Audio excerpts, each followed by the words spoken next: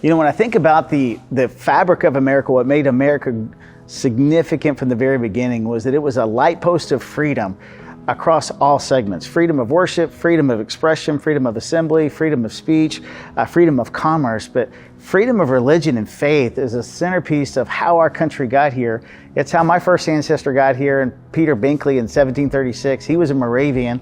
He came here because they wanted to enjoy a nation where they could worship God freely. And so now this is a part of many of our stories that have come here to America, and now we have a country with many different faiths.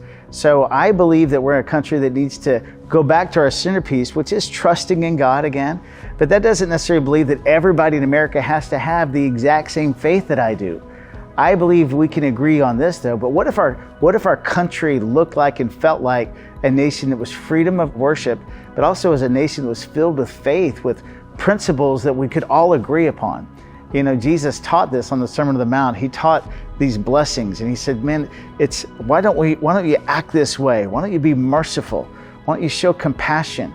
Blessed are those that are pure in heart. Why don't we create laws that are righteous? And why don't we do things for each other? Why don't we show compassion for each other and care for one another? These are the centerpieces of what our faith really means. And whether you believe exactly the way we do it personally at any level is not as irrelevant as that can we agree that these are important truths that we uphold, that we want to be merciful to each other. We want to show kindness to each other. I was talking to somebody the other day, and they're like, one thing that's lacking in our country today is just kindness. Kindness. What happened to our leaders today? Nobody's kind anymore. Well, this is a centerpiece of faith. It's love. It's care. It's compassion.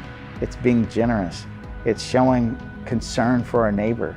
You know, Jesus said this. He said, love your neighbor as yourself. I mean, this is what we need in our country again. You know, I care so much about what's happening in the inner city and urban America. And I think about the things that my children had, enjoyments they have, but what would it look like if we changed urban America? We changed the education systems, if we changed the systems that are there to help create a pathway of success for everybody. Well, what that's going to take is a lot of love. It's going to take a lot of care. It's going to take a lot of concern. It's not necessarily a government program. It's not necessarily a law that we can create.